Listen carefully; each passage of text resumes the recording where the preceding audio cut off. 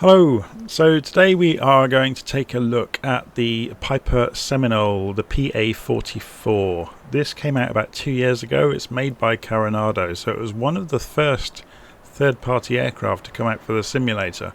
And somehow I never really got around to buying it, but the price has come down and down and down over the last couple of years. So it's now actually really reasonably priced, even when it's not on sale. So let's have a look around it. It's typical of Carenado, so this would have been back when they were kind of learning their craft in the simulator, but it's actually still really, really good and it still holds up. So I'm not sure if it's been updated over that time, but it's really, really nicely done. So if we go and look around, I'm at Boonville, by the way, as I've flown many times in recent months in the US. So this is airfield D83 if you're looking to come and fly here. I'm not sure if I've got the live weather on. Let's go and check. So no, I've got it set to few clouds at the moment, which is fine. Okay, so let's go and have a look inside the aircraft. So this plane is used as a trainer primarily in the real world. So it's used to teach multi-engine aircraft. Okay, so you can see it is a trainer. So it's very Spartan inside. So flight schools might use this. Everything's very functional. Yeah, there's nothing here that's here for creature comforts. It's kind of, very kind of Spartan interior. But it does look very realistic and everything seems to work, or not all the switches work. This is a Carenado aircraft at the end of the day, so not all the switches work. But all the primary flight controls all work, so you can have some fun with aviating with it. You might not be able to do full systems simulation, but you can do pretty much everything else. Okay, so if you go and look down in the middle, these are the fuel shut-off valves. So we'll just go and let fuel into the system. So it's pretty straightforward to start up. So we can put the battery master switch on, which switches on most of the gauges. Obviously the electronics over here is driven by a radio master switch over here, but we'll do that in a moment. We'll get the thing fired up first. So if we're going to fire the engine up, we're going to go and put some lights on outside. So you'll notice the fin strobe is on by default. Yeah, so we'll go and put our nav lights on at least, so we're telling people outside what's going on. So you'll see the strobe is flashing, and we've now got the nav lights on the ends of the wings lit up. A bit difficult to see on the other side, but there you go. Okay, so we push the mixture all the way to rich for both engines, and we basically come over here and switch all of the switches on. So we could do the alternator now, it really won't hurt. We can do the magnetos for the left engine and the magnetos for the right engine and cover them back up again. It's quite nice how it does that. We can put the fuel pumps on. I don't think we need to. We can try it. We'll try and turn the engines over without the fuel pumps and see how we get on. So if we just crack the throttles open, and then so that's right engine.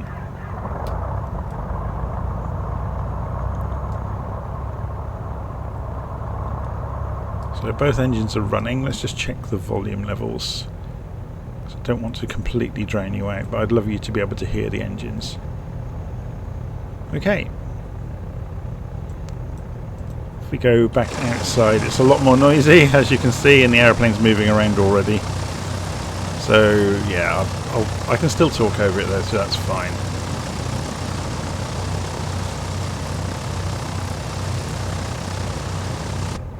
So the animations and the effects of the blades are really, really nicely done. They almost go transparent because they haven't got painted wingtips or anything like that.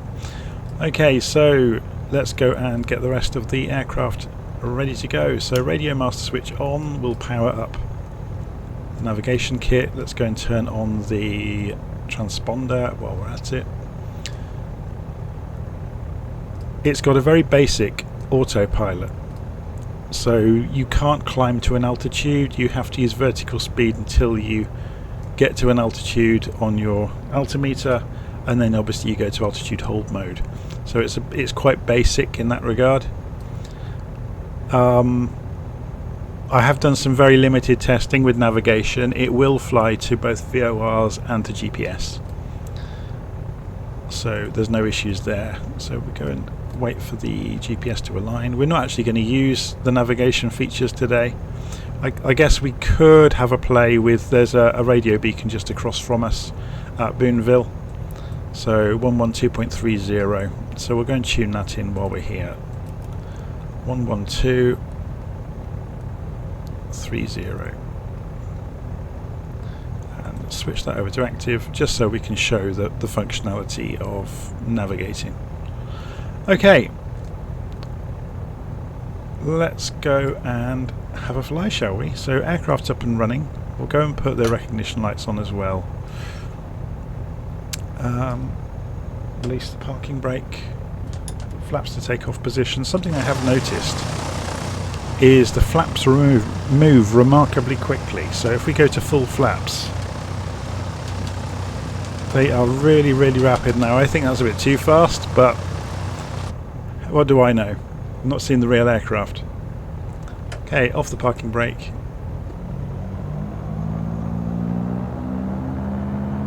And we'll see how we get on, shall we?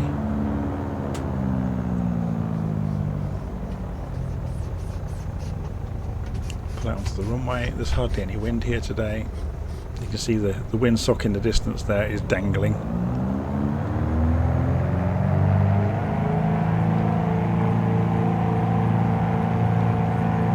So it has opposing propellers, so you don't get a lot of yaw on the runway, sort of torque roll or anything like that. So all you need to really worry about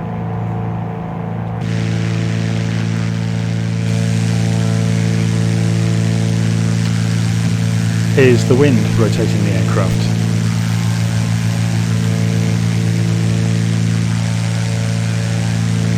As you can see, it looks really nice.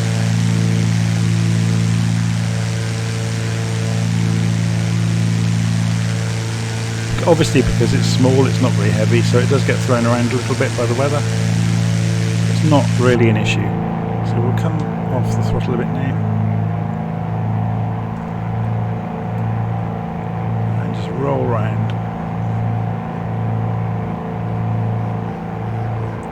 Do a few stall tests, we'll have a play with the navigation, and then we'll come back into the circuit and test an approach. I've not actually landed it yet, so I have no idea what it's going to behave like.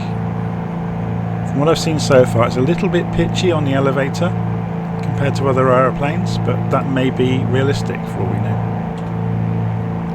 Okay, so being able to sit up as well, it works quite nicely.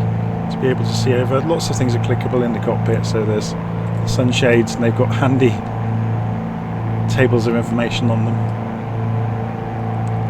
Okay, so I'm just going to trim the elevator out so I can let go of the stick. Oh, there we go. Or we're just gently climbing here. Okay, first things we'll do then, we'll get some height. And then we'll do some testing with stalls. So I'm just going to get a few thousand feet. So we'll keep an eye on the attitude indicator here. I'm going to pull it up to about 20 degrees nose up and then cut the throttles.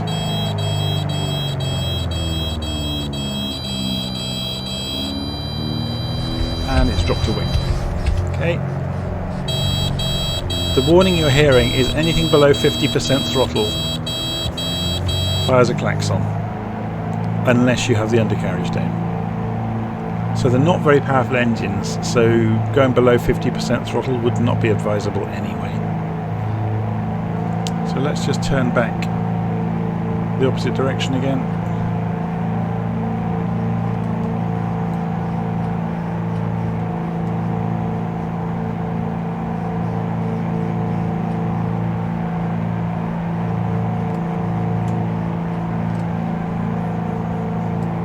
Airfield.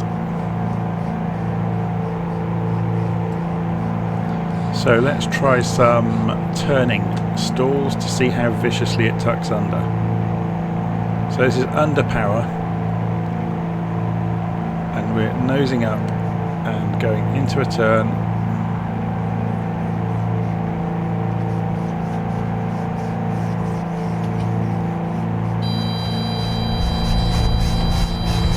I'm holding it in, and it was going to spin, wasn't it? So, but as soon as I let go of everything and let the nose fall, it came out easily. Yeah, so it didn't enter an uncontrolled spin. As soon as we let the nose fall, it straightened itself out. That was interesting. So I wouldn't be surprised if you took this up to altitude if you could make it tumble. Just purely because the elevator is so twitchy, you have to be very smooth on the controls with it.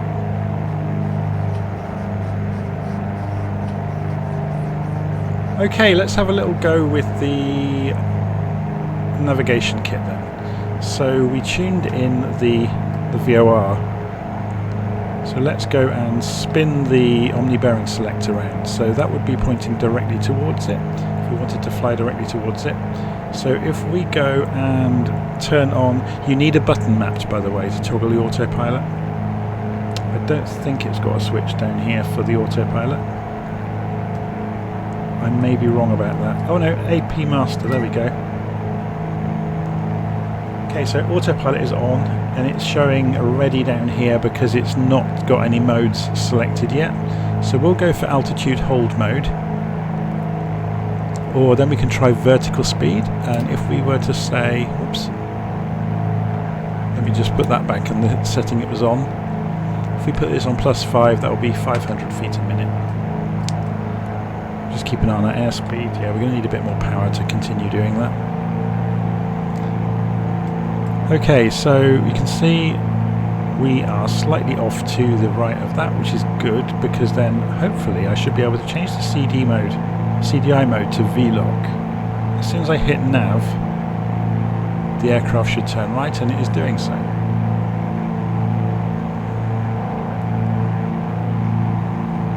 So it's going to go and rejoin the, should we just help it along its way a little bit, the 30-degree line into the VOR station. There we go. So it's just going to correct. It'll probably overshoot because I corrected the HSI faster than it could have mid the turn. Anyway, so yeah, so VOR navigation works nicely. Let's go and put a vector in. So we went from D83. Let's pretend we were going to fly over to Lampson Field 102. So if we go and put a flight plan in quickly, D83.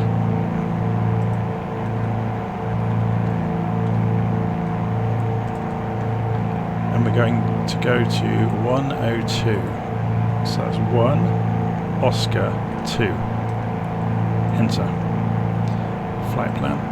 And then if we zoom out, we can see that flight plan. So let's go and help the aeroplane out a little bit and turn the heading round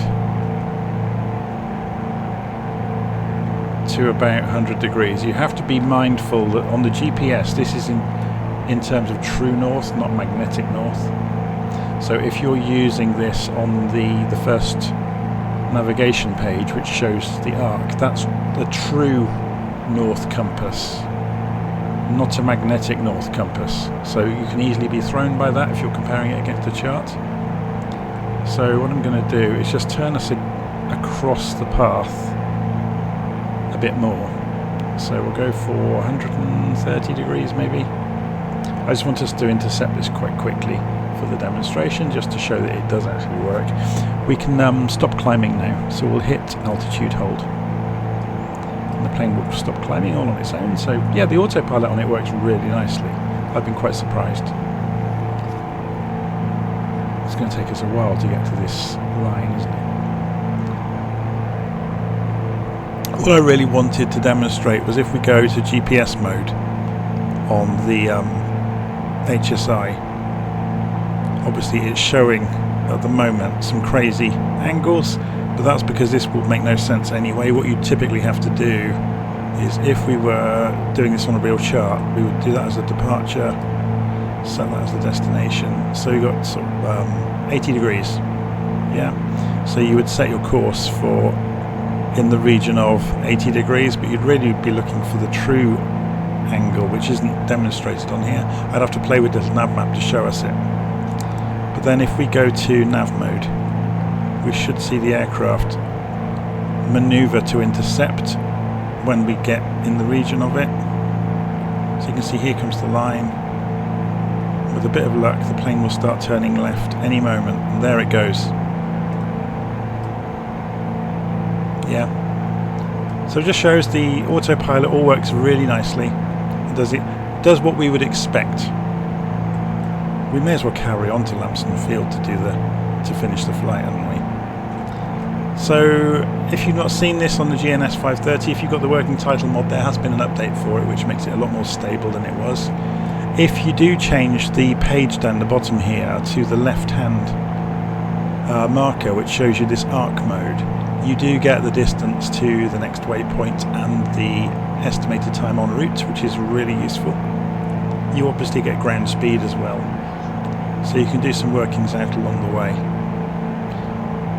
Okay, so how are we doing on our journey? So we've got 12 miles to go. Shouldn't take long at all. So we open it up and see how fast it will go. So in common with lots of other Carenado aircraft, you can't really overstress the engine. So I've just pushed the throttles up against their stops and it's not complaining. What we could do though is lean it out because we are quite high. See if it's going to respond to that. Can we get up towards 160 knots maybe? It's not really budging, is it?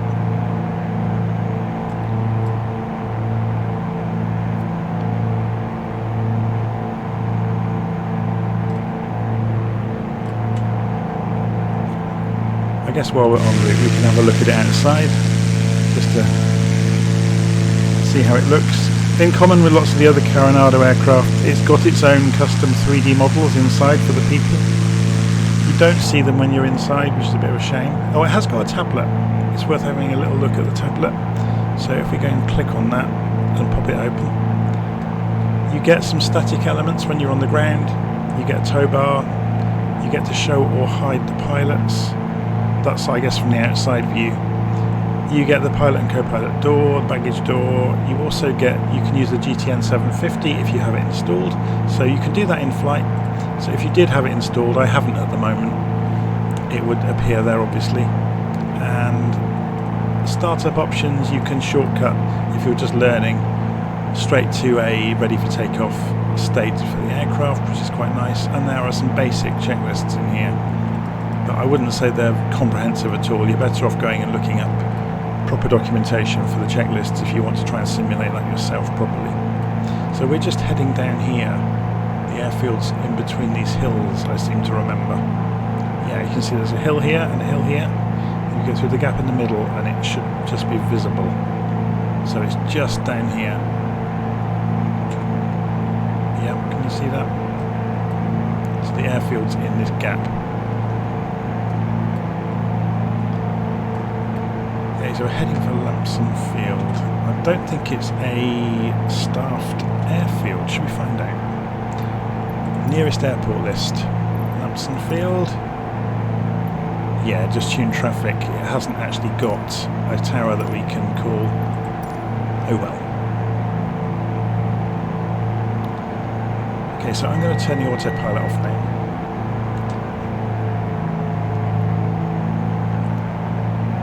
And just trim the aircraft to descend gently into the valley.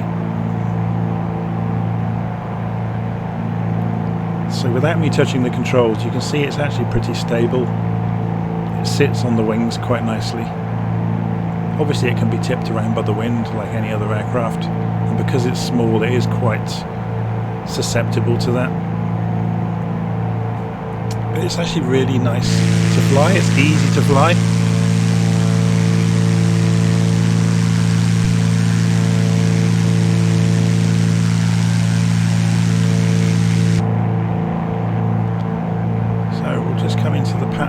Lampson Field, doing a left circuit into, what runway number is that? 28.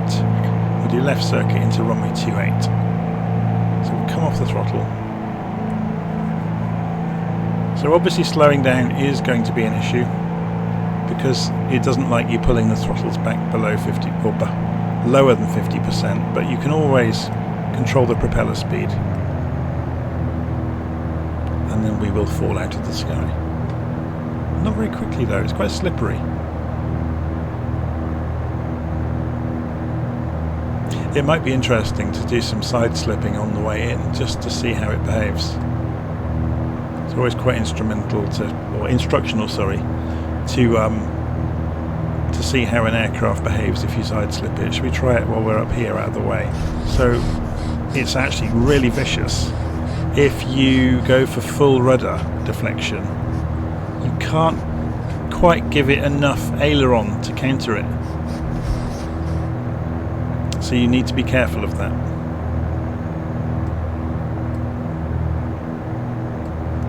So that would be a lot easier with rudder pedals, but you can, I'm just forcing it more and more rudder and more right aileron, so you can control it. So it is controllable, it's nice and stable, it's just that you can force it into a situation it doesn't like. Okay, so gear down. We're going to use the gear as air brakes essentially. So you get the warning light there on the dashboard until the gear has finished travelling. We're going to put flaps to 50% to begin with. Start turning in.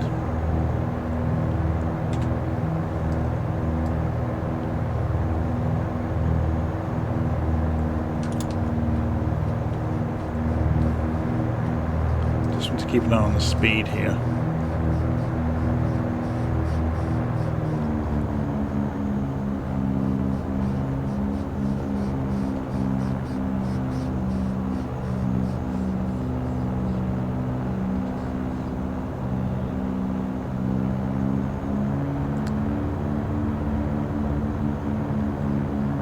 So even at full flaps you can see I'm not losing speed easily, so it's gliding in just above 90 knots. So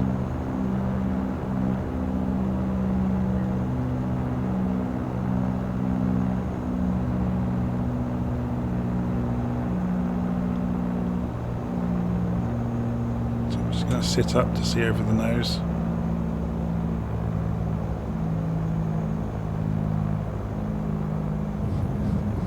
We're down.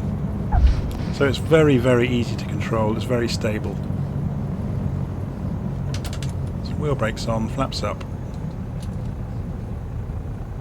So there you go, the Piper Seminole from Carenado in Flight Simulator. It is one of the oldest planes available to purchase, one of the oldest third-party planes. But I have no doubt it's actually been updated along the way, because it just seems too polished to have been a kind of a version 1.0 that hasn't been revisited. I know Carenado are often accused of just making different shapes over the same chassis internally, if that makes any sense. But it doesn't take away from the aircraft a good fun to fly. And if you just want to go for a fly and you don't want to concern yourself with maybe the level of fidelity of things like the black box aircraft, or sorry, black square aircraft that have the the analog cockpits and things like that with full failure simulation, then this is a really good choice. If you're just starting out in the simulator, you couldn't go further wrong. It's very good. We couldn't go far wrong, I should say.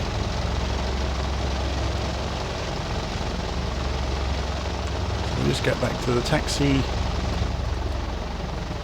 To the parking, sorry, and then we'll put some of those static elements out to show you what they look like.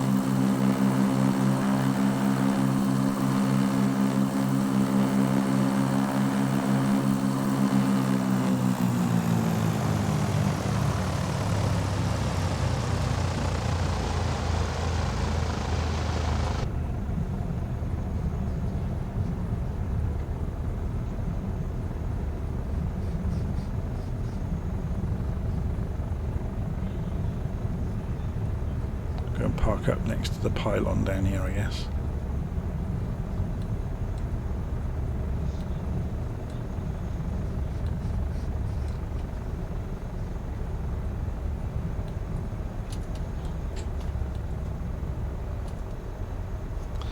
Okay, parking brake on. Pull the mixture on the engines. Get rid of the tablet. Turn the various lights off and the electrics, and turn the magnetos off. That's interesting. We can click those through the plastic by the look of it, even though they have covers. And then battery master. So let's go and try some of these options in the tablet. If I click on the click spot on the tablet, it's at the top of the tablet. Okay. So we'll put on the static elements, the external power, the tow bar, the co-pilot door. There is no option for the pilot door. I wonder why that is. Maybe only certain liveries have got the pilot door, and the baggage door. So if we go and have a look outside, we can see some of those nice static elements. They're really nicely done, actually. I'm quite impressed with that. So you get covers on the inlets, obviously the external power supply. Very cool. Baggage door.